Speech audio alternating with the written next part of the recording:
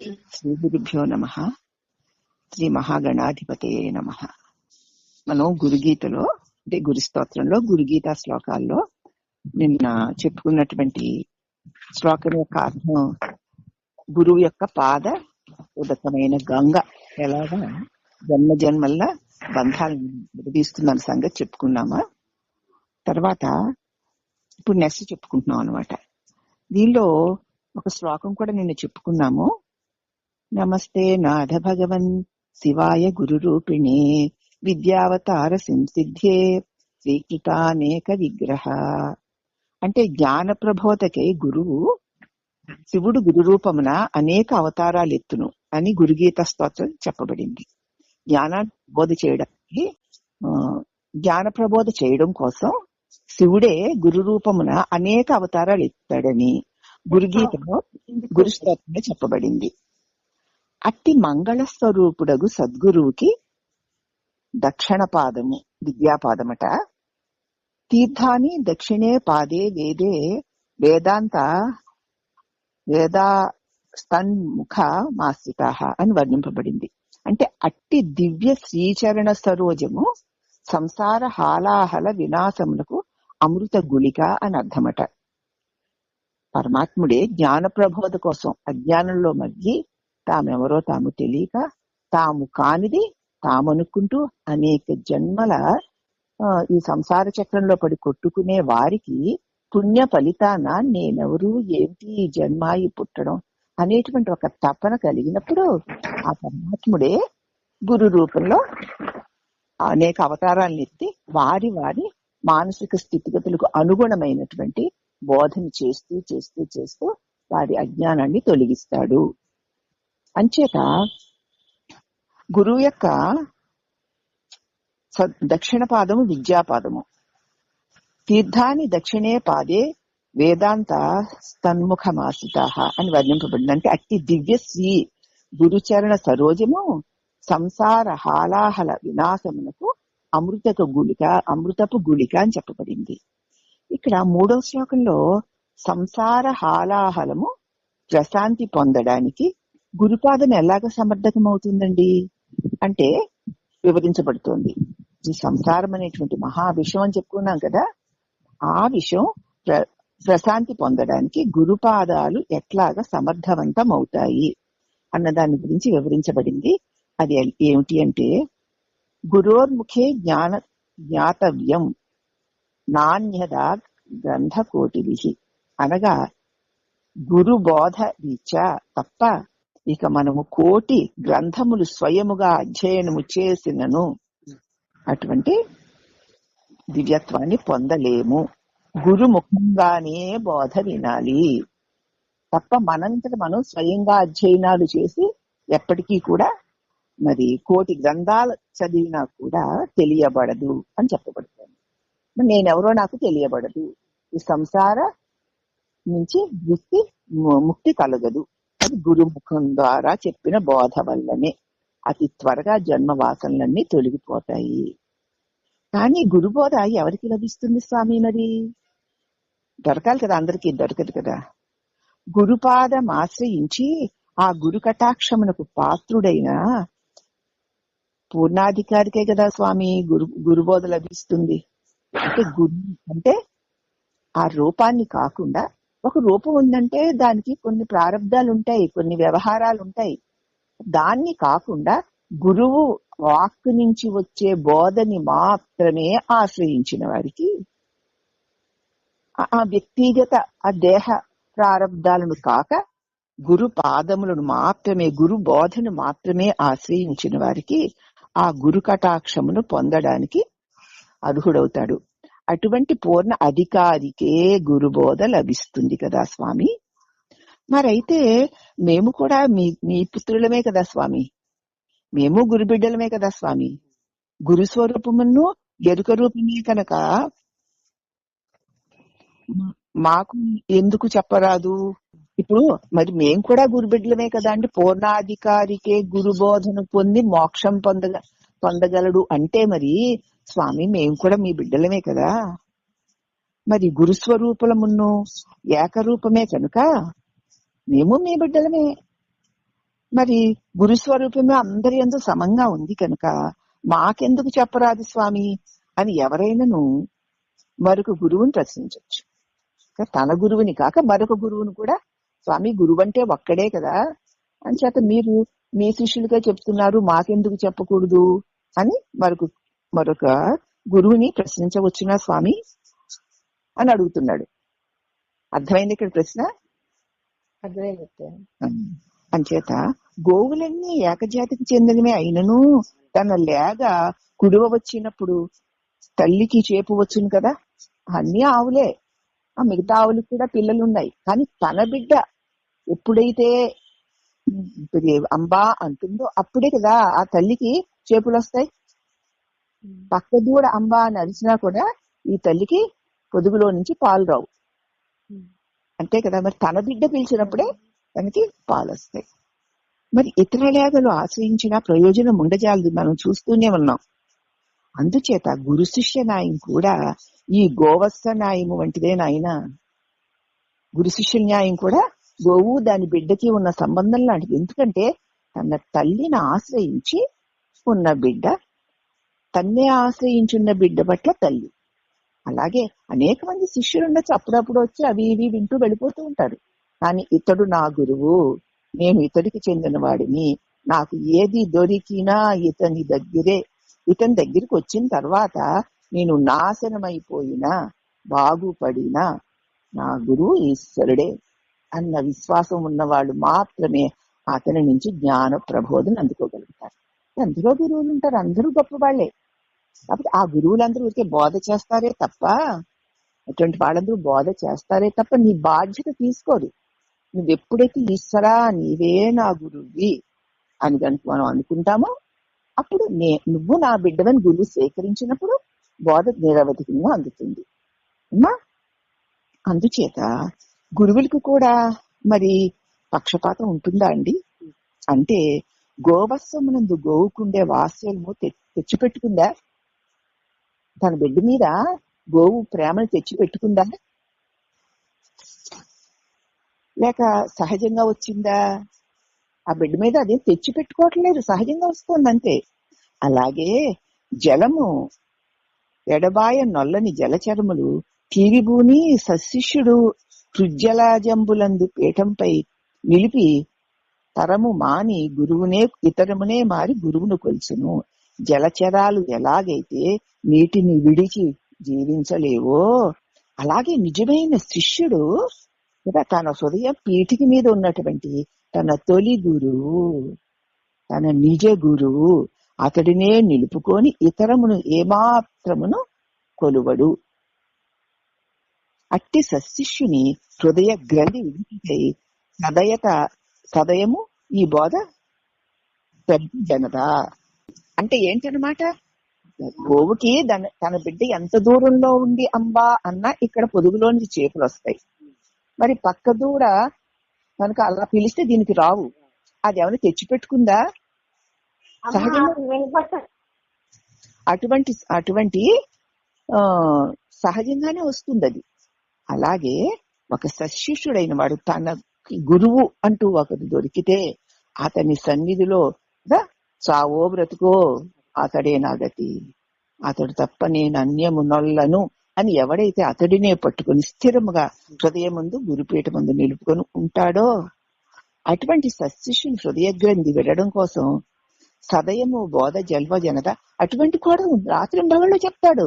ఎప్పుడు నన్ను ఆశ్రయించి కదా నా బిడ్డలు నన్ను నా కోసం చూస్తున్నారు, నా బోధ కోసం చూస్తున్నారు అని అన్నప్పుడు తప్పకుండా అతడికి దేశకాల పరిమితులు లేకుండా బోధ చెబుతూనే ఉంటాడు.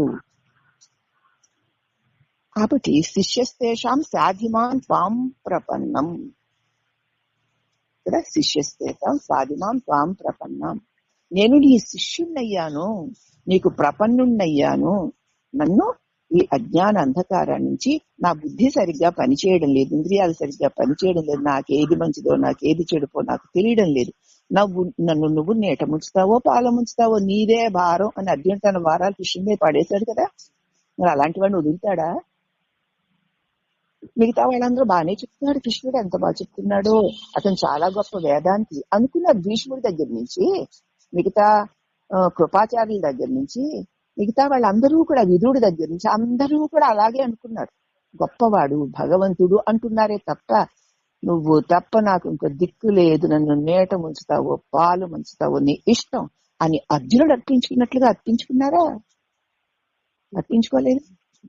మరి అటువంటి వాడిని అర్జునుడు కృష్ణుడు వదిలేస్తాడా? వదలడు. అటువంటి అనన్యమైన భక్తి విశ్వాసము ఎవరికైతే తన గురువు యందు ఉంటాయో వారిని గురువు వదలడు అని ఇక్కడ అర్థమమ్మ.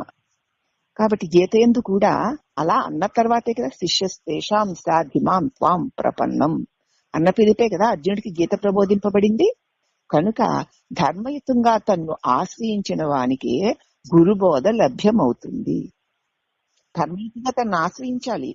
సంసార సాగరము తరింపచేడు గురుమూర్తియే వంతెన వంటి వాడు. ఈ శ్లోకం ఈ ప్రజ్ఞ.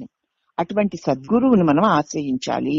ఎటువంటి సద్గురువుని ఒకసారి నమ్మిన తర్వాత ఇక అతన్ని ఎటువంటి పరిస్థితుల్లోనూ వదలకుండా అతనినే అనుసరించి వెళ్ళిన వాళ్ళు తప్పనిసరిగా భవబంధాల నుంచి బయటికి పడతారు అంటూ చెప్పారనమాట. గురుద్వంద్వ రూప ఏక వస్తువే చరణారవిందము అని ఈ శ్లోకంలో చెప్పబడింది. దానిని గురువర్యుని శ్రీపాదమని శ్రీ కృష్ణదేశికేంద్రుల వారు మనకి అనుగ్రహిస్తున్నారు. గురు బోధామృతమే శిష్యుని సంసార విషమును హరించి తీరును అని ఇక్కడ శ్లోకం యొక్క అర్థమమ్మ. ఇక్కడ ఈ గురువుని చెప్పుకున్నాం కదా, గోవును గోవత్సమును. ఆ ముక్క మీరు అందరూ విన్నారా? హలో, గురువే గురువును గోవు దూడలాగా అది తెచ్చి పెట్టుకున్న ప్రేమ కాదు, ఆశ్రయించిన బిడ్డల పట్ల గురువుకి అపారమైన అట్టి ప్రేమ ఉంటుంది. అతనిని ఆశ్రయించి నిరంతరము ఎవరైతే మరొక వైపుకి చూడరో వారు తప్పనిసరిగా గురు యొక్క అనుగ్రహమును పొందగలుగుతారు అని చెప్తూ, అది ఎందుకు అంటే పాపం ఆ బిడ్డ శుశ్రూష చేశాడు, చక్కటి శరణాగతి పొందాడు, అతడికి గురుకృపకు పాత్రుడు కాగకుండా ఉండలేడు కదా. అట్టి వాడికి గురువు చెప్పాలని ఆ గురువు యొక్క అంతఃకరణ కూడా తహతహలాడుతూ ఉంటుంది. కనుకనే తనకు వచ్చి సద్బోధను తెలుపుమటంచు మొక్కిన తన శిష్యునికి వినచెప్పకుండా ఏ గురువైనను ఉండునా అంటున్నారు కృష్ణదేశికేంద్రుల వారు. ఇక గురుబోధామృతమే శిష్యుని సంసార విషమును హరించగలదు. గురుబోధ అనేటువంటి అమృతమే శిష్యుని జన్మల ఈ బంధాన్ని నుంచి బయట పడేయగలదు అని రసోవై రసహ అని వర్ణింపబడింది. అంటే పరమాత్మయే గురువై వచ్చాడు అనుకోవాలి. కనుక ఈ శ్లోకం నందు గురువు సహజానంద స్వరూపుడని వర్ణింపబడ్డాడు. అందుకే నందతి ఏవా, సహజంగా అసలు ఆనందం తన స్వరూపంలో తానుంటే తాను పొందే ఆనందానికి అంతులేదు. ఆ అంతులేని ఆనందాన్ని తాను పొందుతూ ఆశ్రయించిన వారు కూడా అందించగలిగిన అర్హుడై ఉంటాడు. అందుచేత ఆనంద స్వరూపుడు. కనుకనే అగ్ని సాన్నిధ్యమున వస్తువులకు ఉష్ణము సంక్రమించినట్లు యస్య సన్నిధి మాత్రేణ దానం దాయతే నమః. గురు సన్నిధానమందుండు శిష్యునికి కూడా చిదానంద స్వరూపంగా చేయగలడని గురుగీత గురుదేవుని కీర్తిస్తోంది. నిత్య సన్నిధానంలో ఉంటే వేడి సహజంగా వచ్చినట్లు, మరి గురు సన్నిధానంలో ఉంటే ఆ శిష్యుడికి కూడా చిదానంద స్వరూపమును అందించగలడని గురుగీత అట్టి గురువుని కీర్తిస్తోంది. అట్టి పరమానంద విగ్రహుడగు గురుమూర్తికివే నా నమస్కారములు. కాబట్టి గురువు అంటే సాక్షాత్ పరబ్రహ్మ. వందే గురుణాం చరణారవిందం సందర్శిత స్వాత్మ సుఖాంబుధీనాం జనస్య యేషాం గులికాయమానాం సంసార హలమోహ శాంత్యై. ఆనంద సాగరము వలె ఉన్న ఆత్మ సందర్శనము చేయించుటకు, ఆనంద సాగరంలో ఉంది ఆనందమట, బ్రహ్మానందం పరమసుఖదమట. ఆహా, గురు సన్నిధానం, గురు బోధ మనకి అటువంటి పవిత్రతని, ఇక బ్రహ్మానందాన్ని, దుఃఖరహిత స్థితిని కలిగిస్తుంది. కాబట్టి అలా అటువంటి ఆత్మదర్శనం చేయించడానికి హాలాహల విషయంతో సమానములు సంసారము అందలి మోహము నశింప చేయడానికి, అటువంటి హాలాహలంతో సమానమైన సంసారం అందలి మోహం నశింప చేయడానికి జనులకు ఏ గురుమూర్తి యొక్క పాద పద్మములు అమృతపు గుళికల వలె అంటే మాత్రల వలె ఉన్నాయో అట్టి గురుపాదం, అవి గురుపాదాలంటే అవి ఆయన చెప్పినటువంటి అజ్ఞానాన్ని హరించే జ్ఞానపూర్వకమైన మాటలు, అవే అమృతపు గుళికలు. అట్టి గురుపాదుకలకు నమస్కరిస్తున్నాను. అంటే పాదాలు పెట్టుకుని పూజ చేయమని, పాదాల బొమ్మలు పెట్టుకుని పూజ చేయమని కాదు, పదాలను పట్టుకో, పద అర్థాన్ని గ్రహించి అనుభవించు అని. ఇది విశేష వివరణ. పశువులకు 4, మానవులకి 2 పాదాలున్నాయి కదా. ఇక్కడ ఏకపాదమే చెప్పబడింది ఏమిటండి? గురుపాదం అంటున్నారు, గురుపాదుక అంటున్నారు. అది దక్షిణ పాదమా లేక వామపాదమా ఎడమ పాదమా? లేకపోతే పాదమనగా 4వ భాగము అనేటువంటి అర్థం కూడా చెప్పబడిందా అంటే అదేమీ లేదు నాయన. గురుపదమే గురుపాదము. గురుపదం, గురువు చూపించిన దారి, గురువు చెప్పిన మాటే గురుపదము, గురుపాదము. అది ద్వంద్వ స్వరూపముగా కనిపించినా గురుతత్వము ఏకమేను. అలా 2గా కనిపిస్తోంది కానీ గురు పదము గురు పాదము అని 2గా కనపడుతోంది. గురు పదము అంటే ఏమిటి? గురువు చూపించిన దారి అని అర్థం. గురుపాదమన్నా గురు పదమన్నా, పాదం అంటే బయట కనిపించే పాదం కాదు, గురువు చూపించిన దారి అని అర్థం. అదే పదము అంటే మాట అని కూడా అర్థం. అందుచేత అది ద్వంద్వ స్వరూపంగా కనిపించిన ఆ గురుతత్వము ఏకమేవా అని ప్రసిద్ధమై ఉంది. గురుగీత ఎందలి మరొక శ్లోకంలో వందే గురు పదద్వంద్వం అని, వాంగ్మనోగీత అగోచరం అని, శ్వేతకర్త ప్రభాభిన్నం శ్వేత రక్త ప్రభాభిన్నం సిద్ధిత్యాత్మకం పరం అని ఆ పాద ద్వంద్వము అభివర్ణింపబడింది. ఈ శ్లోకం స్వామి ఎప్పుడూ చెప్తూ ఉండేవారు. వందే గురు పదద్వయం వాంగ్మనోగీత అగోచరం శ్వేత రక్త ప్రభాభిన్నం శివశక్త్యాత్మకం పరం అని ఆ పాద ద్వంద్వము అభివర్ణింపబడింది. అంటే ఏమిటన్నమాట? శివశక్తులే, ప్రకృతి పురుషులే. ఇక్కడ శివశక్తులు, ప్రకృతి పురుషులు అంతే. ఎవరు 2 వేరేగా కాదు. ప్రకృతి పురుషుడు 2 పేర్లు కలిపి ఒకటే, శివుడు శక్తి 2 పేర్లు కలిపి ఒకటే. ఎందుకంటే శివుడు లేని శక్తి లేదు, శక్తి శివుడే శివుడిదే. అవునా? పురుషుడు లేని ప్రకృతి లేదు, ప్రకృతి పురుషుడే పురుషుడిదే. అవునా? సూర్యుడు లేని వెలుగు లేదు, వెలుగు సూర్యుడే సూర్యుడిదే. అవునమ్మా? అర్థమైంది కదా? పురుషుడు ప్రకృతి అన్న, శివుడు శక్తి అన్న, మరి 2 ఏక వస్తువే అని.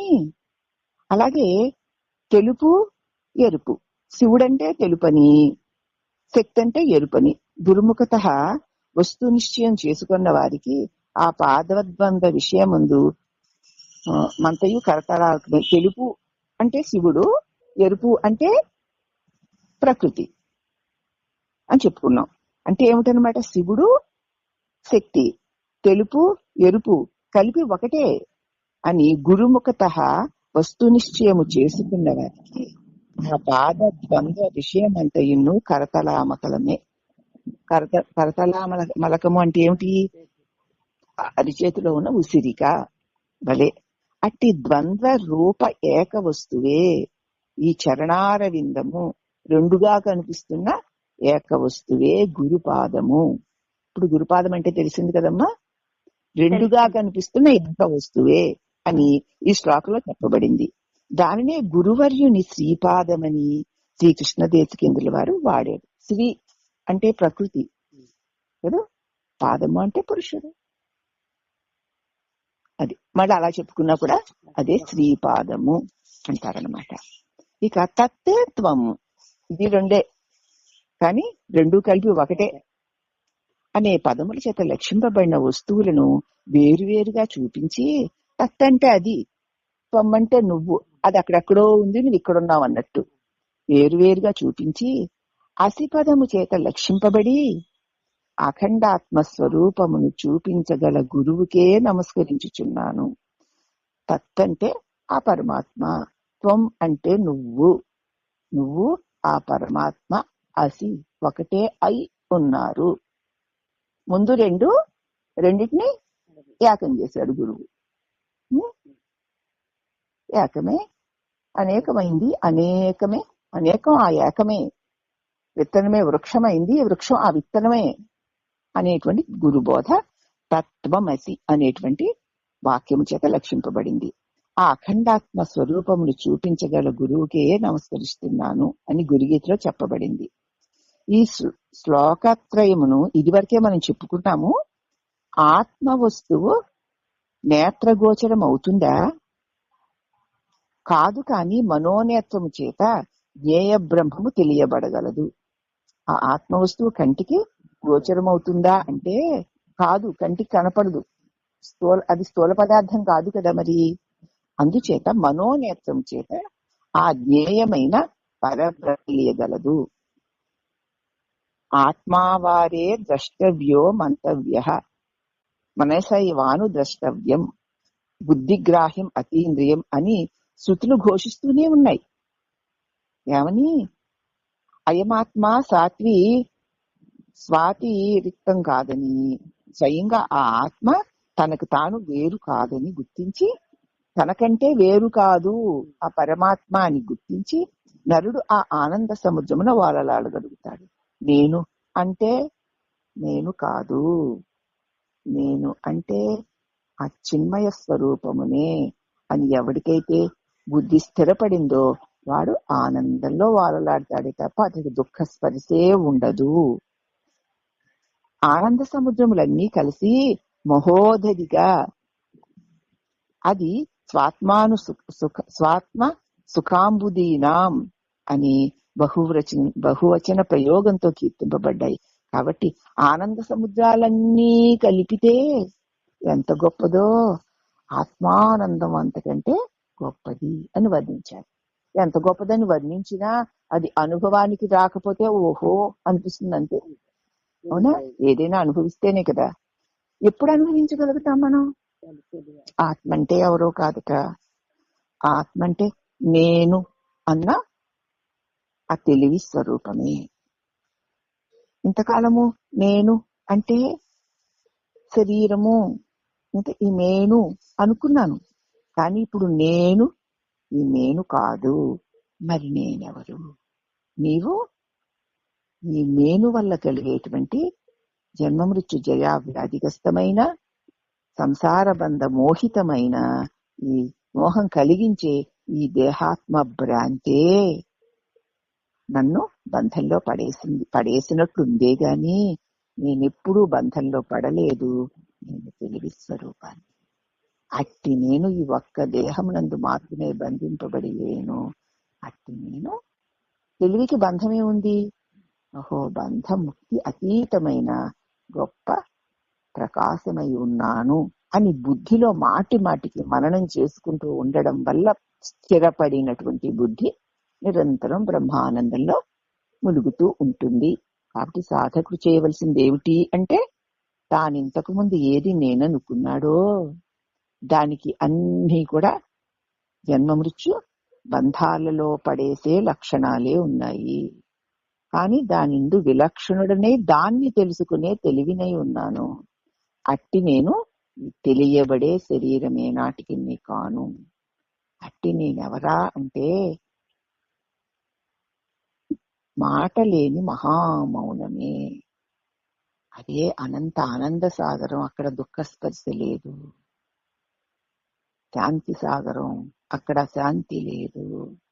అదే నేను. అట్టి దుఃఖరహితమైన మరి శాంతి సహితమైన అట్టి దివ్యమైన స్థితిని ఇప్పుడు మనం వింటూ ఉండగానే అనుభవించగలుగుతున్నామంటే అది మన స్వరూపం ఉండకపోతే మనం ఎలా అనుభవిస్తాం? కనీసం తెలుసుకుంటున్నామంటే అది ఇంతకు ముందు నీకు తెలిసిందై ఉండకపోతే ఎలా తెలుసుకుంటావు? కనీసం చెబుతూ ఉంటే తెలుస్తోంది కదా. తెలుస్తుంటే ఇంతకు ముందు అదేదో నీవు తెలుసుకొని ఉన్నావు గనకని ఇప్పుడు దాన్ని గుర్తించి దాని విలువని తెలుసుకొని దానిలో విలీనమైపో. నీకు ఎవరో ఇచ్చేది కాదు, అది నువ్వేను అని గురువు మనకి అందింపచేస్తాడు. అందుచేత ఆత్మ వస్తువు నేత్రాలకి గోచరము కాదు, బుద్ధిగ్రాహ్యం అతీంద్రియం ఇంద్రియాలకి అందదు, బుద్ధికి శుద్ధ బుద్ధికి మాత్రమే అందుతుంది అని మరి శృతులు స్మృతులు ఘోషిస్తున్నాయి. ఆ ఆత్మ వాతిరక్తం కాదు, నాకంటే వేరు కాదని గుర్తించి నరుడు ఆనంద సముద్రమున వారలాడుతాడు. ఎటువంటి ఆనందం అంటే ఆనంద సముద్రాలు ఎన్నున్నాయో అన్నీ కలిపి ఒక మహాసముద్రంగా మారితే అదే బ్రహ్మానందము. ఆనంద సముద్రాలు ఎన్నుంటాయమ్మా? ఎన్నుంటాయంటే కంటితో చూస్తే కలిగే ఆనందం ఒక సముద్రం, చెవితో వింటే ఆ శబ్దాలు ఒక ఆనంద సముద్రం, నాలుగుతో రుచి చూసినవి అదొక ఆనంద సముద్రం, చర్మంతో స్పర్శించేవి ఆనంద సముద్రం. ఇట్లా పంచ జ్ఞానేంద్రియాలకు విషయాలైన పంచ విషయాల నుంచి వచ్చే ఆనందం. దానికోసమే కదా చేప ఎరగా ఆశపడి చస్తోంది. అలాగే ఇంద్రియ విషయాలకు ఆశపడి ఇక్కడ ఆనందం అంతులేని అనుకుని వెళ్ళి అంతమైపోతున్నాడు జీవుడు. ఇటువంటి ఆనందాలు సహస్ర కోటి కలిస్తే దానికి మించిందట స్వరూపమనే బ్రహ్మానందం అంటూ మహోదధిగా బహువచన ప్రయోగం చేత కీర్తింపబడింది. ఇప్పుడు సంసారం అనగా భార్యాపుత్రులతో కూడిన గృహస్థు యొక్క సంసారం కాదు అని తెలిసిపోయిందా? సంసారం అంటే ఏమిటి? భార్య బిడ్డలతో కూర్చుకున్నది కాదు. ఈ సంసార బాధ తొలగించుకోవడానికి గురుచరణము పట్టనక్కరలేదు. ఇది హాలాహల సన్నిభమైంది కాదు. దీని యందు సుఖ సంతోషాలు లేకుండానూ పోలేదు. దమ్మిడీకి గుడిసె దెబ్బ కొడితే బడిసె అన్న సామెతగా నిమిషంలో ఈ సంసారమును పరిత్యజించవచ్చును. ఈ జ్ఞానం కనుక కలిగితే క్షణంలో వదిలిపెట్టేయచ్చు. కనుక ఈ శ్లోకమందులి సంసార శబ్దమునకు బాహ్య సంసారమే అర్థమని గ్రహించకండి. బయట సంసారం క్షణంలో వదిలేయచ్చు, కానీ అంత సంసారాన్ని వదలడం తేలిక కాదు. అర్థమవుతుందా? బయట సంసారాన్ని మనం తేలిగ్గా వదిలేయచ్చు, కానీ అంత సంసారాన్ని వదలడం చాలా కష్టం. కాబట్టి ఈ సంసారమును పరిత్యజించను వచ్చును. కనుక ఈ శ్లోకమందులి సంసార శబ్దమునకు బాహ్య సంసారం అనే అర్థము గ్రహించకండి. బాహ్య సంసారాన్ని గురించి ఇప్పుడు దాకా చెప్పలేదు. అయితే మరి అంత సంసారం ఏదండి అంటే అంతఃకరణ ఎందు తిష్ట వేసుకుని ఉన్న ఇదిగో ఆ వాసనలే సంస్కారములు. అవే మాటి మాటికి జీవుడికి దేహాన్ని కల్పిస్తూ దేహాత్మ భావన కల్పిస్తూ జనన మరణాల మధ్య ఉయ్యాలలు ఊపుతున్నాయి. చావడం పుట్టడం. కాబట్టి ఈ అంతఃకరణము సమిష్టి వ్యష్టాత్మకమై ఉన్నది. సమిష్టిగాను ఉంది, వ్యష్టిగాను ఉంది. అంటే ఒక్కడైన జీవుడుగాను ఉంది, అనేకమైన ప్రపంచంగాను ఉంది. తానొక్కడే, తనలోనే అనేకమనేటువంటి వాసనలు ఉన్నాయి. ఆ వాసనలే అనేకమైన జగత్తుగా కనపడుతుంది. ఏకము అనేకం అన్నానికి అర్థం తెలిసిందా అనుకున్నా? తెలిసిద్దమ్మా. ఒక్కడే జీవుడు, ఒక్కడే కదా. 10 మంది ఉన్నారా లోపల? లేదమ్మా. జీవుడు నేను ఒక్కడనే అయినా నాకు అవున్నాయి ఇవున్నాయి అనుకునేసరికి అనేకమై ఉన్నాడు. ఒక్కడుగాను వాడే ఉన్నాడు, అనేకుడుగాను తానే ఉన్నాడు. అర్థమైంది కదా? కాబట్టి ఈ అంతఃకరణం సమిష్టి విష్టాత్మకమై మృత్యుమాపునోతి అని చెప్పబడుతోంది. అనాది అయి జన్మ పరంపరలకు మూల కారణమై ఉంది. కనుక ఇది హాలాహలము వంటిది, మహాభయంకరమైంది అనడంలో అతిశయోక్తి లేదు. నీ అంతఃకరణలో ఉన్న అనేక జన్మ వాసనలు అనేకాలు. దాని యందు నేను అనేటువంటి జీవుడు ఒక్కడికైనా మరి అనేకాలన్నీ తోస్తున్నాయి? వాసనలే అనేకాలుగా తోస్తున్నాయి. తానొక్కడే అయి ఉండి అనేకమై ఉన్న వాటి యందు మోహం పెట్టుకుంటున్నాడు.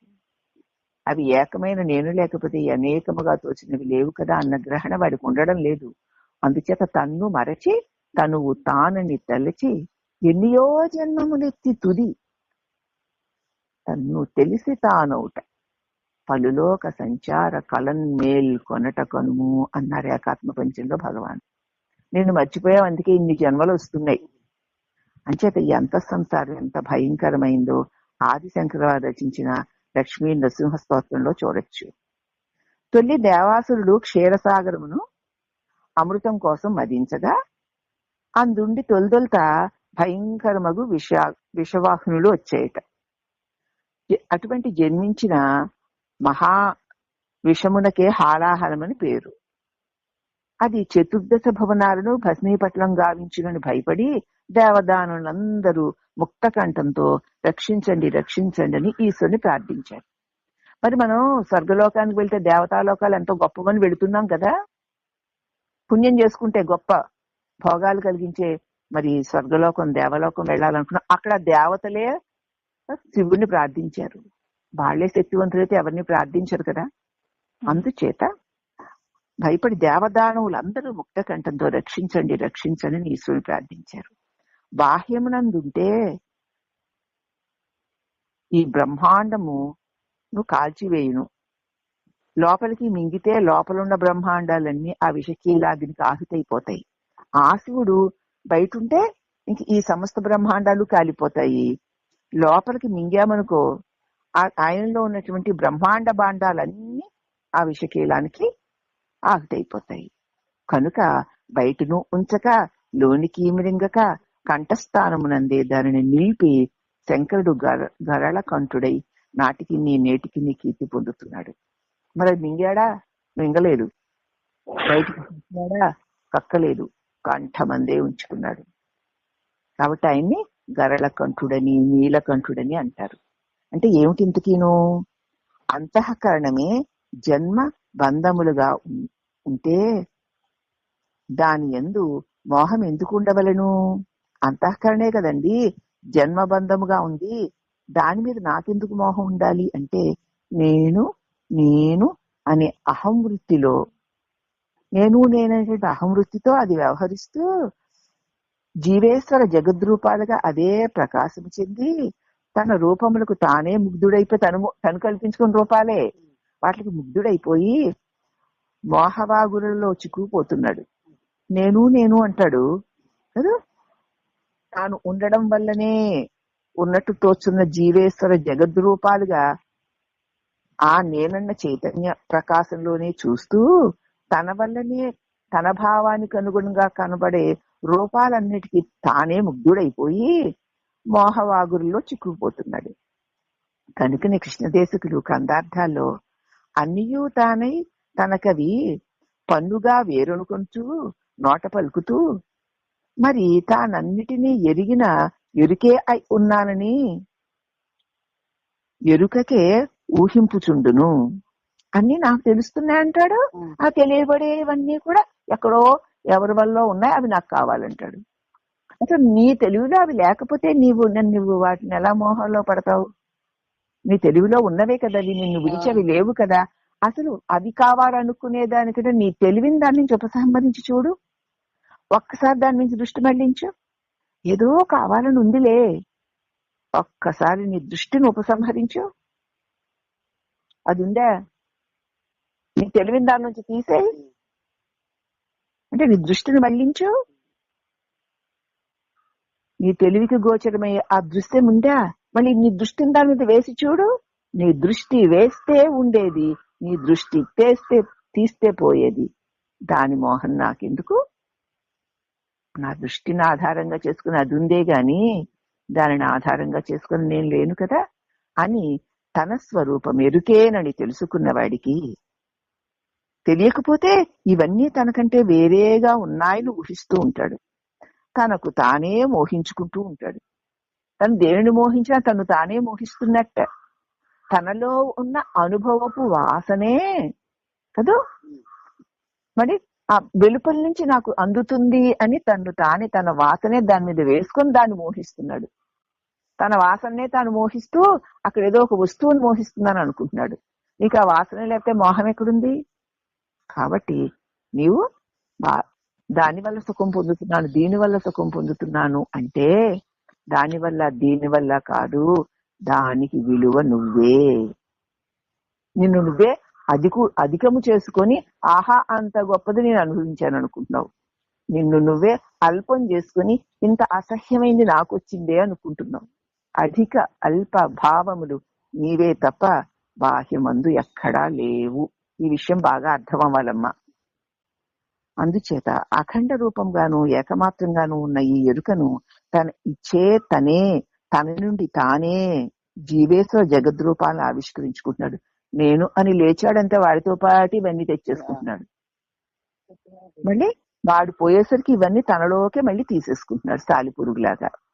కాబట్టి సృష్టి సామర్థ్య శక్తి రూపములు, సృష్టి సామర్థ్య రూప శక్తియును సృష్టియు కూడా తానే ద్వైత దృష్టితో చూస్తే తోచినవేనని అతనికి తెలియడం లేదు. ఈ సృష్టి, దీని సామర్థ్యము, దీని శక్తి అంతా కూడా, ఈ సృష్టి అంతా కూడా తానే ద్వైత దృష్టితో తనకంటే వేరుని చూడడం వల్ల తోచినవే తప్ప అవి నేను లేకపోతే లేవు అన్న సంగతి వాడికి తెలియట్లేదు. అవి లేకపోతే నేను లేను అనుకుంటున్నాడు.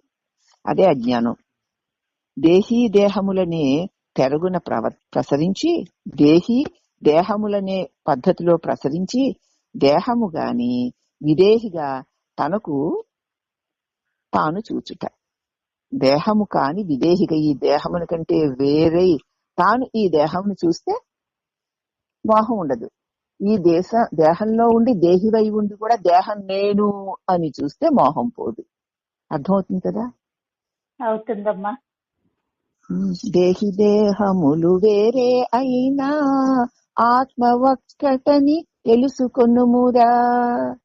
దేహి దేహములు వేరే అయినా ఆత్మ ఒక్కటని తెలుసుకొనుమురా. ఈ పరంజ్యోతియే ఆ పరంజ్యోతి అని చూడు. ఈ అంటే నేను అనే వెలుగే అది అనబడే దేవుడు అనబడే ఆ మహా పరంజ్యోతి. ఈ పరంజ్యోతియే ఆ దేహి దేహము రెండు వేరే. దేహంలో దేహి ఉన్నాడు, దేహి దేహం కాదు. అవి రెండు వేరే అయినా ఆ రెండిటిని వెలిగించే ఆత్మ ఒక్కటే. అవునా? క్షేత్రము క్షేత్రజ్ఞుడును తన రెండింటినీ వెలిగించేటువంటి పురుషోత్తముడు ఒక్కడే. ఆ జ్యోతి ఒక్కటే. ఇది పరంజ్యోతి. ఈ జ్యోతి ఈ పరంజ్యోతియే ఆ పరంజ్యోతి అని చూడు. కళ్ళు మోసుకొనుమో నీలో జ్యోతి ఉంది చూడు. నిజమగు జ్ఞాన దృష్టితోనూ నిజముగ జ్ఞాన దృష్టితోనూ. ఇప్పుడు అర్థమైందా? ఇదే ఈ దీపమే, నేను అనే ఈ తెలివి దీపమే, ఎరుక దీపమే ఈ దేహి దీనిలో ఉన్న నేను అనే జీవుడికి, ఈ మేనుకి ప్రకాశాన్ని ఇస్తుంది. ఈ దీపమే అనంత దీపము కూడా అన్ని దేహములను ప్రకాశింపచేస్తుంది అని తెలిసి అట్టి చూపుతో చూడు. ఈ దేహమే నిన్న ఈ అల్పమైన దృష్టితో చూడకు. అప్పుడు నీకు ముక్తి లభిస్తుంది అంటారనమాట. అందుచేత ఇప్పుడు ఇది అర్థమైంది కదా? ఈ చిన్న పాటతో మీకు ఈ ముక్కతో అంతరార్థం తెలిసిందా? తెలిసిందమ్మా. దేహి దేహములనేటువంటి తెరుగున ప్రసరించి దేహము గాని విదేహిగా తనను తాను చూచుట మాత్రమే గాని అంతా తానే. ఆత్మనోన్యం నకించిన అనగా ఆత్మ కంటే అన్యంగా, ఆత్మ అంటే నేనంటే పరంజ్యోతి, దానికంటే అన్యంగా నన్ను విడిచి ఏదీ లేదు. కనీసం అంతయు తనదే. ఈ అహంకార మమకారాలే ఎరుకని జగత్తి యందు మోహానికి కారణం చేస్తున్నాయి. నిజంగా ఆ ప్రకాశ స్వరూపాన్ని నువ్వు ఉండి కూడా ఈ దేహం నేననేటువంటి అహంకారము, మరికొన్ని దేహాలు నావి అనేటువంటి మమకారము, అవి ఏం చేస్తున్నాయంటే ఈ జగత్తు పట్ల మోహాన్ని కలిగించేస్తున్నాయి. జాగ్రత్తగా తెలిసిన మోహం ఎక్కడ కలిగిందో, దేహాకారము కానిదిన్ను మోహం ఏనాడు చెందనిదిన్ను ఒక్క పరిపూర్ణ పరబ్రహ్మమే. అది దేహము కాదు, ఆకారము కాదు. కాదు కాబట్టి మోహమే లేదు. అట్టి స్థితి ఏదైతే ఉన్నదో పూర్ణ పరబ్రహ్మమే తన అందరి ప్రేమ చేతనే తనదనుకున్న సర్వమునందు ప్రేమ కలుగుతోంది. నీ అందు నీకు ప్రేమ ఉంది కాబట్టే నీకు నావారు అన్నవారి ఎందు ప్రేమ కలుగుతుంది. నీ అందు నీకు ప్రేమ లేకపోతే నావారు అన్నవారి ఎందు ప్రేమ కలుగుతుందా? నీదే నీకు ప్రేమ నావారు అన్నవారి మీద ప్రేమ ఏం కలుగుతుంది? కాబట్టి నీకు నీవారన్న మీద, అలాగే నీది అన్నదాని మీద నీకు ప్రేమ కలుగుతోందంటే నీ మీద నీకున్న ప్రేమ వల్లనే అని. ఆ ఆత్మవస్తువు కామాయ సర్వం ప్రియం భవతి అంటూ బృహదారణ్యకోపనిషత్తు సిద్ధాంతం చేసిందంటే నా యందు నాకున్న ప్రేమ నాది అనుకున్న వస్తువుల యందు కూడా ప్రసరించి సంక్రమించింది. నా యందు నాకున్న ప్రేమే నాదన్న వాటి మీద కూడా ప్రసరించి అవి దాని మీద నాకు ప్రేమ సంక్రమించింది. దానినే మమకారం అంటాం. మమకారం అంటే తెలిసింది కదా. ఎందుకు మమకారం అంటే నా మీద నాకు ప్రేమ కాబట్టి నాదన్న దాని మీదకి నా ప్రేమ ప్రసరించి అమ్మ బాబోయ్ అది లేకపోతే ఉండలేను అనుకుంటుంది. దాన్ని మమకారం అంటారు. ఒక గ్రీకు శిల్పి ప్రపంచమందలి సౌందర్య సౌకుమారులన్నీ ఒకచోట చేర్చి రాసిపోసినట్లుగా ఒక శ్రీమూర్తిని చెక్కాడు. చెక్కి ఆ శిల్ప సుందరి మోహనాకారము తానే ముగ్ధుడైపోయి తనివి తీరా చూసుకుంటున్నాడట. వాడే ప్రపంచంలో ఉన్న సౌందర్యమంతా రాసిపోసినట్లుగా ఉండే ఒక అందమైన శ్రీరూపాన్ని చెక్కాడు శిల్పి. చెక్కిన తర్వాత ఇంకా ఆ శిల్పం యొక్క సౌందర్యం చూసి వాడే మోహితుడైపోయి ఇక కన్నార్ప కూడా దాన్ని చూస్తూ అలా ఉండిపోతున్నాడట. తనివి తీరడం లేదట వాడికి. అహోరాత్రాలు నిద్రాహార స్ఫురణే లేకుండా కొన్ని దినాలు ఆ మూర్తిని చూస్తూ గడిపాడు. చివరికి ఆ విగ్రహం యొక్క పాదముల చెంతనే ప్రాణాలు విడిచిపెట్టాడు. ఆహా, ఈ దివ్య సుందర మూర్తిని విడిచి క్షణం కూడా బ్రతకలేను. ఎంత దివ్య సుందరమైనది. ఆహా అనుకుంటే ఆఖరికి తిండి నిద్ర కూడా మానేసి ఆ విగ్రహం యొక్క పాదాల దగ్గరే చచ్చేట. ఆహా, మోహము, ఈ మమకారము ఎంత దుష్టమైనదో. తన వల్లనే కదా విగ్రహం తయారైంది. తానే కదా తన మనసులో ఉన్న భావాలకు అనుగుణంగా రూపుదిద్దాడు. తన చేత రూపుదిద్దుకున్న ఒక రూపాన్ని మోహించి దానికోసం వాడు ఆ మోహం కోసం వాడు చచ్చిపోయాడు. మనం కూడా అంతే. మన వల్లనే ఉన్నటువంటి మనవాడు మనది అన్నటువంటి దాని మీద అటువంటి విడలేని మమకారపు మోహం పెట్టుకొని మన జన్మని మృత్యుపాలు చేసుకుంటున్నాము. చూసుకోండి ఎంత అజ్ఞానకరమైందో ఈ మోహం. నీ వల్లే కదయ్యా నీ శిల్పం తయారైంది. ఈ శిల్పం నువ్వు చెక్కితే వచ్చింది. అది దానికి ఎదురు లేకపోతే ఉట్టి బండే కదా అది. నువ్వే చెక్కిన శిల్పానికి నీ ప్రాణాలను నువ్వు అంకితం చేసుకోవడం ఏమిటి అని ఎవరైనా చెప్పినా వాడికి అర్థం అవదంతే. ఇక దాని సౌందర్య మోహంలో పడిపోయాడు. మనం కూడా అంతే. నేను నాది కాదు కాదని చెప్తున్నా, కాదు కాదని అనుకున్నా ఇక ఈ మమకార మోహం అదిగో నాదన్న దానికి దాసుని చేసేస్తుంది. అలాగే జీవితాలన్నీ వెళ్ళమారిపోతున్నాయి. మళ్ళీ కొత్త జీవితాలు మళ్ళీ నాదన్న దాన్ని పట్టుకుని తిరుగుతున్నాయి. ఆహా, మోహము, ఈ మమకారము ఎంత దుష్టమైందో కదా. ఈ అహంకారం అహంకారాలే కదా. నేను నాది అన్నవి ఏమిటా అని చూస్తే భావాలేను. మళ్ళీ ఇంత చూస్తే ఏమిటి? రెండూ కూడా భావాలే. అవే కదా మోహానికి బీజాలయ్యాయి, హాలాహలప్రాయమైపోయాయి. ఈ జన్మాది దుఃఖ పరంపరకి హేతు అయినప్పటికీ కూడా ఈ అనాది సంసారం ముందు ఈ మోహం ఈ విధంగా పాతుకుపోయినదే. హర మహాదేవ. ఓహో, ఈ మోహ నివారణమే కదా నిజమైన ముక్తి. ఇప్పుడు ఈ మోహం పోతుంది, అప్పుడు నాకు ముక్తి. గాని ఈ మోహం ఉన్నంతసేపు కూడా ఈ దేహాలు వదలవు కదా. ఈ దేహము దాని మీద మోహము, అంచేత ఆ దేహం మీద ఉన్న మోహం నాదన్న దాని మీద వ్యామోహము. ఇదే జన్మబంధం. అసలు ఇదేమిటా అని ప్రశ్నించి చూస్తే నా యందు నాకున్న ప్రీతే. నేనంటే నాకు ప్రీతి. నేనంటే ఎవరు అంటే నేను సచ్చిదానందాన్ని అన్న జ్ఞానం కలిగే వరకు ఈ బంధం నుంచి ముక్తి కలుగదు అంటూ అయితే స్వామి ఇంకా మోహశాంతి ఎలా కలుగుతుంది? మోహమనగా అజ్ఞాన జనితమైన అంతఃకరణ వృత్తి రూపమైన ప్రేమ భావము. అదండి స్వామి మీరు చెప్తున్నారు, నిజమే. అంత మోహం ఆ శిల్పికి తను చెక్కిన శిల్పమందు ఉన్న మోహంలాగే నాకు కూడా నా వల్ల కలిగిన నా వారు నేను అనే ఈ భావం పట్ల ఇంత మోహం ఉంది. ఈ మోహం పోతే తప్ప ముక్తి రాదు.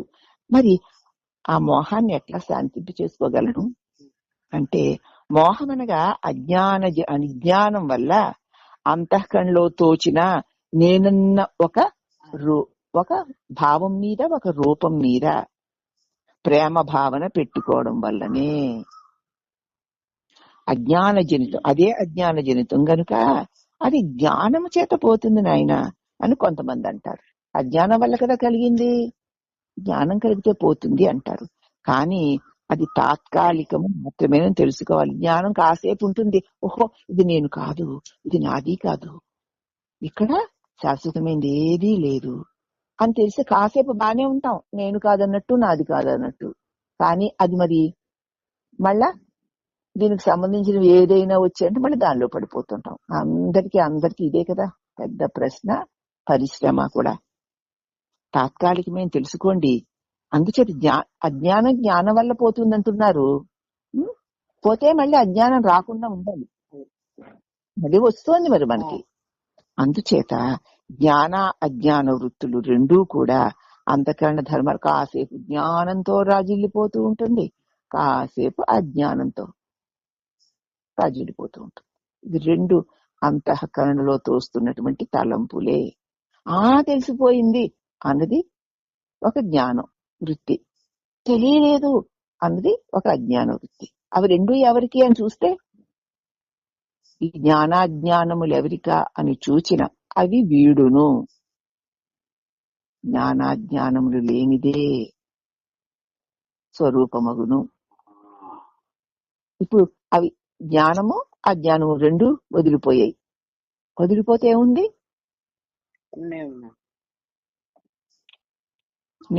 నేనను వృత్తి నివృత్తమైపోగా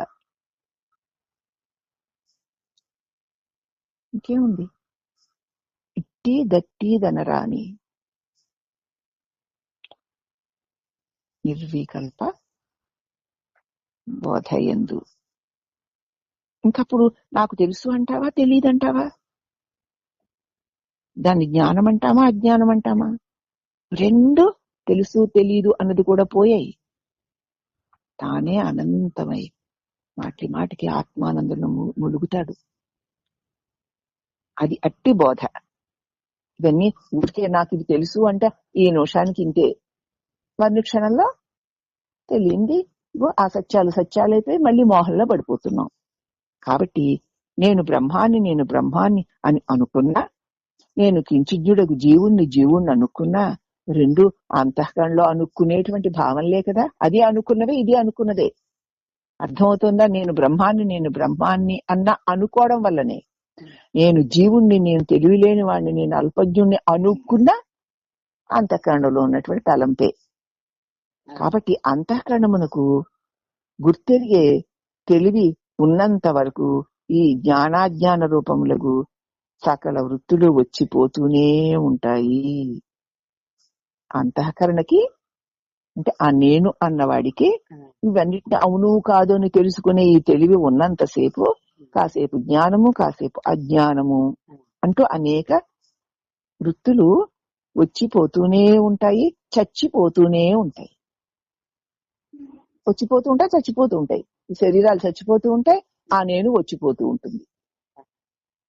కాబట్టి సంతోషములు అంతలో వచ్చినట్లు కనపడతాయి.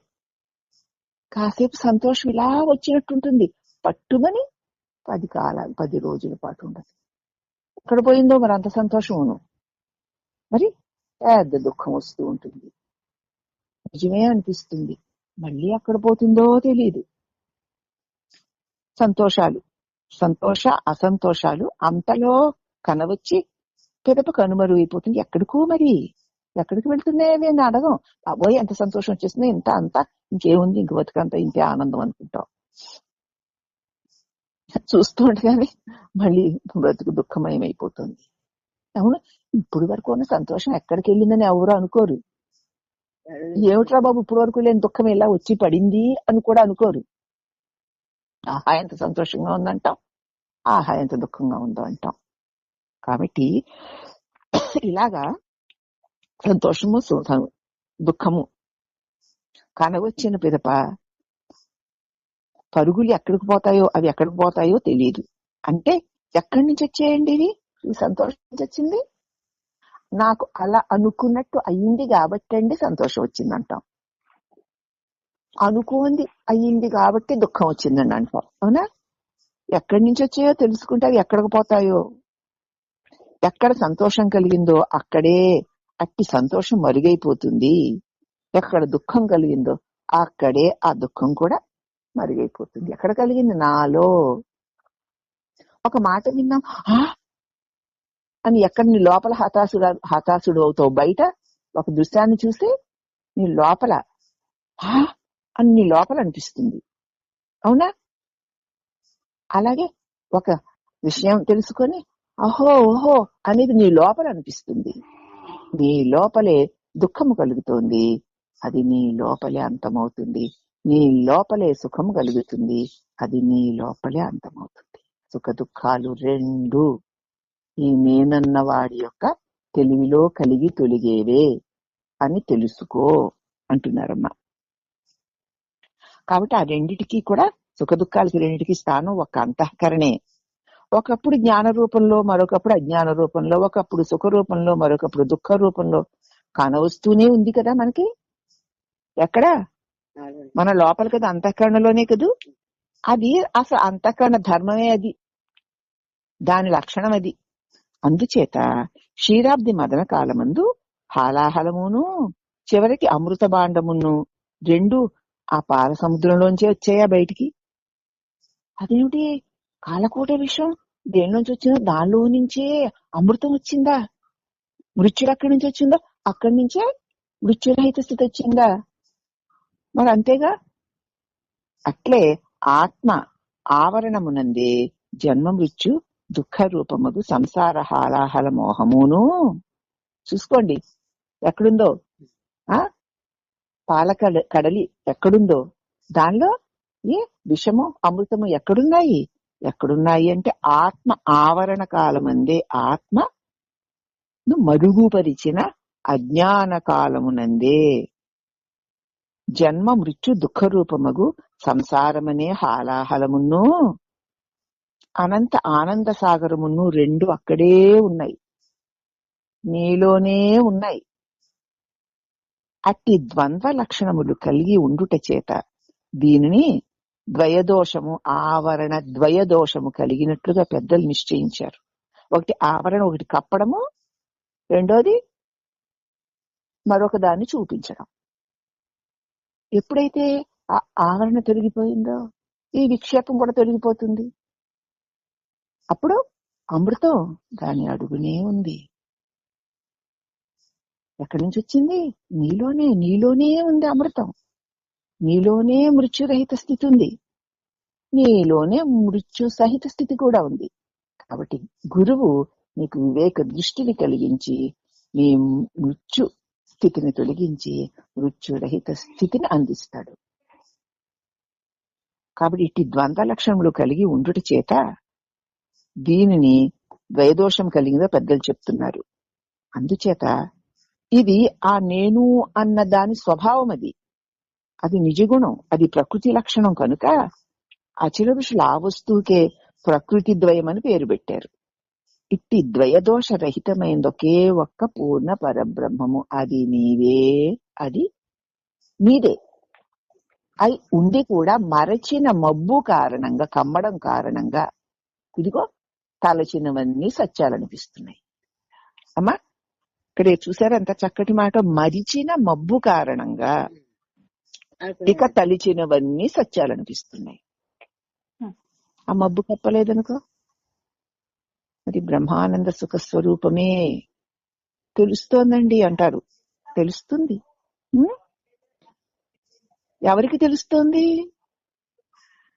అని చూస్తే తెలుసుకునేవాడే పోతాడు, వాడితో పాటు తెలియడం తెలియకపోవడం ఉండడం లేకపోవడం అన్నీ ఊడతాయి. కాబట్టి తెలిసింది అని ఉన్నా బంధమే, తెలీదు అని ఉన్నా బంధమే. ఈ తెలియడం తెలియకపోవడం ఎవరికా అని చూస్తే మోక్షం. అంటే చూస్తే లేనిది, చూడకపోతే పోనిది. నువ్వు అర్థమవుతుందా? దీని చేత ప్రకృతి ద్వయమునందు మోహశాంతి కలిగింపగలవాడు ఒక్క పరిపూర్ణ. అటువంటి ఈ ద్వయపూర్వకమైన ఈ ప్రకృతి నుంచి, ఈ మోహాన్ని నుంచి శాంతింప చేయగలిగిన వాడు ఒక గురువే. గురుమూర్తి చరణార వింద సంసేవనము వల్ల ఆత్మానంద సాగరాన్ని దర్శించగలం. గురువు యొక్క చరణార వింద సంసేవనం వల్ల, ఆయన చరణాలను సేవించుకోవడం వల్ల ఆత్మానంద సాగరాన్ని దర్శింపగలము. అప్పుడు గరళకంఠుని కంఠమందు మరిగైన హాలాహలము వలె, అబ్దిగర్భమందు దాగి ఉన్న ఉజ్వల బడబాగ్ని శిఖ వలె అనంత ఆనంద సాగర గర్భమునందు మరుగై సంసార మోహమంతా శమించిపోగా, సంసార మోహము శమించిపోయినట్లుగా కానవచ్చునే గాని దాని మూల బీజము మాత్రము పోదు. అవి తాత్కాలికంగా అంతా శమించిపోతాయి, కానీ దాని మూల బీజముంది, ఆ బీజం నశించిపోదు. అట్టి మోహజనక వస్తువైన ఎరుక. ఇప్పుడు మనదదే, తెలుసుకున్నంతసేపు ఇక బ్రహ్మానందం పరమసుఖం, మరుక్షణంలో మరుపు, ఇక దుఃఖభూయిష్టం. తాత్కాలికంగా పోతుంది ఎంత తెలిసినా కూడా తప్ప ఆ వాసన, నేను అన్న వాసన అంతఃకరణలోంచి తొలగిపోదు. ఆ మోహజనకమైన ఆ వస్తువ అయిన ఎరుకకి సమిష్టి అంతఃకరణకు పరిపూర్ణ పరబ్రహ్మమునందే మూలము. ఈ ప్రపంచానికిను దాన్ని తెలుసుకునే ఈ తెలివికిను ఆ పరబ్రహ్మమునందే మూలమున్నది. దానిలోంచే వచ్చింది గాని కొనకు ప్రవేశించుటకు స్థానము గాని లేదని పరిపూర్ణ బోధ చేత దృఢ నిశ్చయం చేసుకుని చేయించగలిగిన వాడే గురుమూర్తి. కాబట్టి ఎక్కడెక్కడ వెతికిన చివరి చిటారు కొమ్మల వరకు కూడా వెళ్లి వెతుకు, నీకు దొరుకుతుందనుకున్న సుఖం గాని, ఉంచుకుందామనుకున్న సుఖం గాని అందవు. పోగొట్టుకుందామంటే దుఃఖాన్ని పోగొట్టుకోలేవు. మరి ఎప్పుడు నాకు శాంతి సౌఖ్యాలు దొరుకుతాయి అంటే, ఇదిగో నేను నాది అనేటువంటి ఈ వృత్తి తలంపుకి మూలమైనదేదో ఆ మూలమును చేరి దాని యందు శరణాగతి పొందితే తప్ప, ఆ మూలమే పరబ్రహ్మము.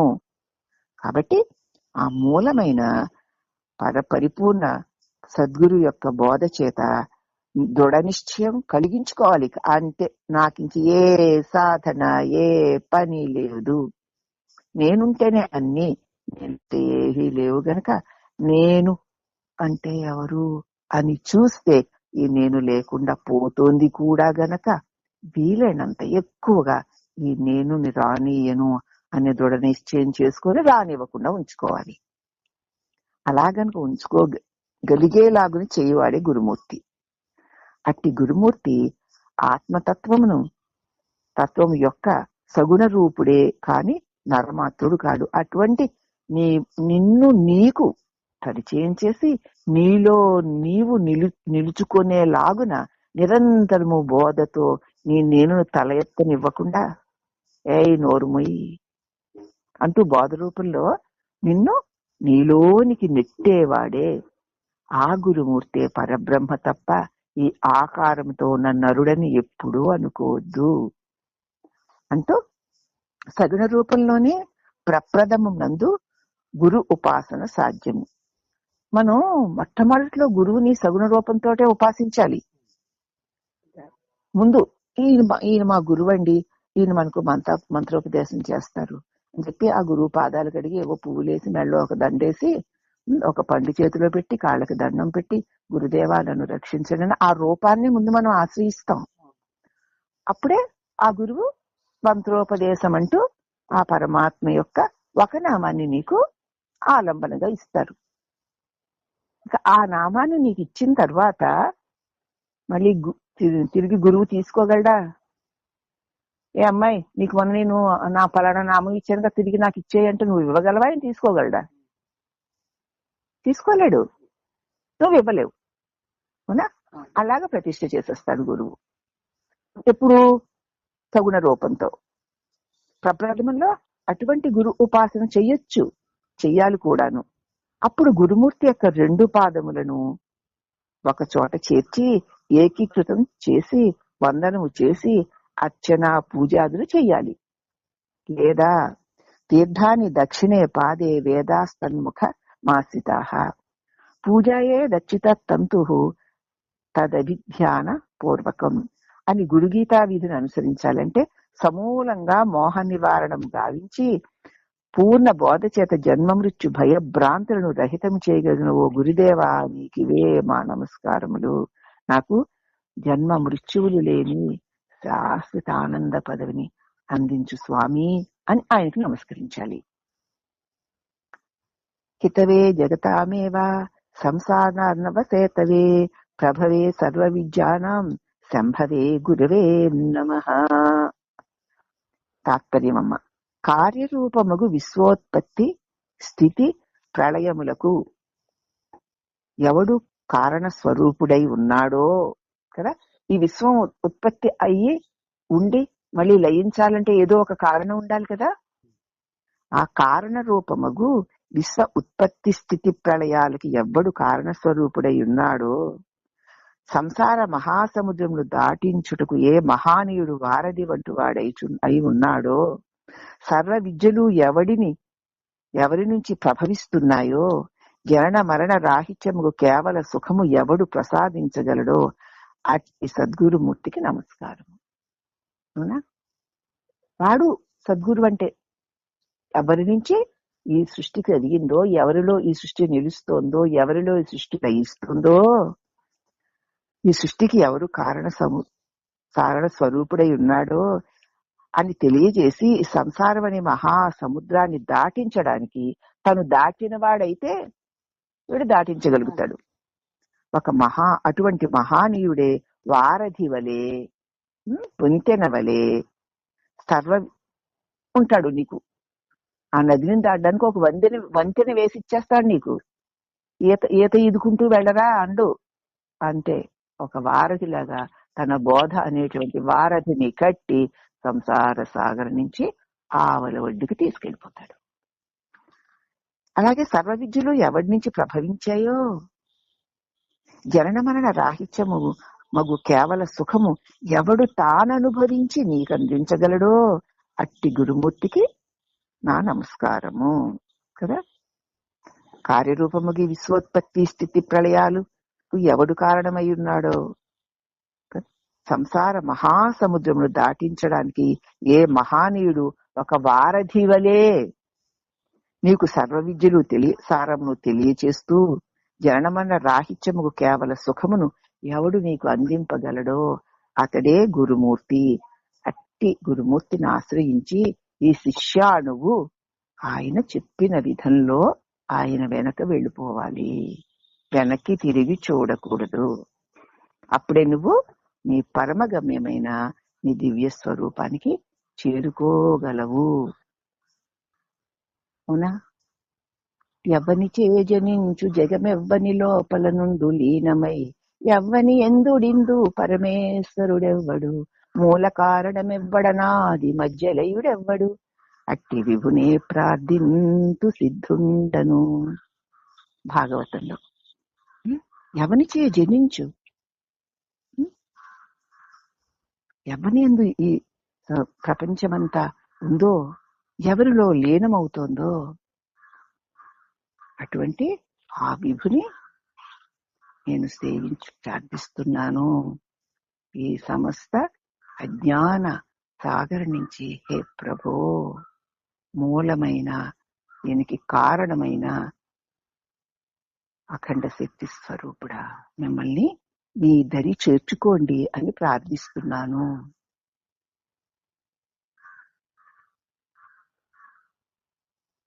అది అప్పుడు ప్రార్థిస్తే ఇంకేం మిగిలిందమ్మా? ప్రార్థించేవాడు ప్రార్థన ఆగిపోయి ప్రార్థింపబడే మహాశాంతి రూపమైన భగవద్ అనుభవం మిగులుతుంది. అందుకే ప్రార్థన చేసి ఆగితే ప్రార్థన ఫలము శాంతి రూపంగా ప్రతి ఒక్కరికి అనుభవానికి వస్తుంది. ఆగితే రాదు. ఆగి చూడు, క్షణం ఆగి చూడు. కాబట్టి నిరంతరం ఆ పరమశాంతిలో ఒక్కసారి ప్రార్థన చేస్తే, ఎవరిని ప్రార్థన చేస్తున్నావో వారికి నిన్ను అర్పించుకుని భావిస్తే ఇంకా అయిపోయింది. నీవు ఎవరిని ప్రార్థిస్తున్నావో అతడు అనంత శాంతి స్వరూపుడు కాబట్టి, ఆనంద స్వరూపుడు కాబట్టి, నీకే శరణు వేడుతున్నాను ప్రభో అని నువ్వు ఆగు. అప్పుడు ఏం మిగులుతుందో చూడు. ఏం మిగులుతుంది? నువ్వు నీ ప్రార్థన ఆగిపోయి ప్రార్థన ఫలం శాంతిగా అనుభవానికి వస్తుంది. అమ్మా